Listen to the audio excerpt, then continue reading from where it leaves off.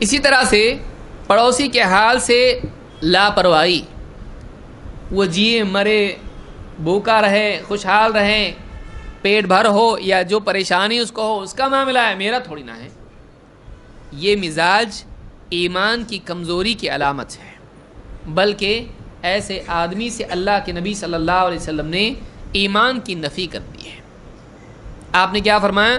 ما آمن بی من بات شبعان وجارہ جائع الی جنبہ وہو یعلم بہ، وہ آدمی مجھ پہ ایمان نہیں لایا، وہ آدمی مجھ پر ایمان نہیں لایا جو بھوکے پیٹ، جو کھا پی کر، من بات شبعان، جو ایک دم سیر ہو کر پیٹ بھر کے رات گزارے، رات میں سوئے تو اس حال میں کہ ایک دم پیٹ بھر کے کھایا ہے اس نے، اور اس کا پڑوسی بھوکا کروٹ بدل رہا ہے، اور اس کو معلوم ہے میرا پڑوسی بھوکا ہے۔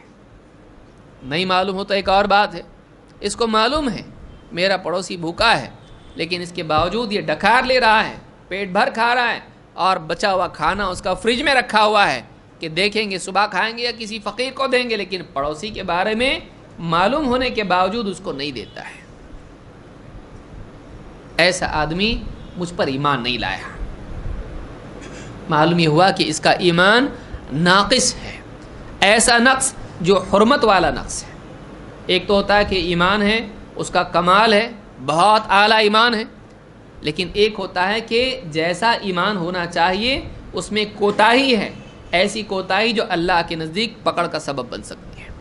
اس سے ایمان کی کلیت نفی نہیں ہوتی ہے، یہ کمال کی نفی ہے، لیکن کمال دو طرح کا ہوتا ہے، ایک کمال مستحب ہے اور ایک کمال واجب ہے۔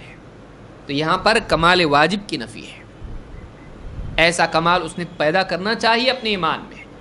تو یہ ایسا آدمی ہے کہ جو مومن نہیں ہے، مجھ پر ایمان نہیں لایا۔ انہیں کیا ایمان لایا ہے؟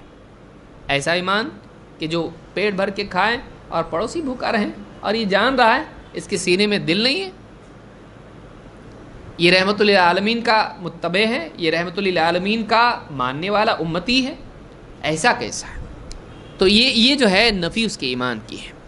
تو اس حدیث سے، جس کو امام البزار اور طبرانی نے روایت کیا ہے، اور جو صحیح حدیث ہے، اس سے معلوم ہوتا ہے کہ آدمی کو اپنے پڑوسی کا خیال رکھنا چاہیے۔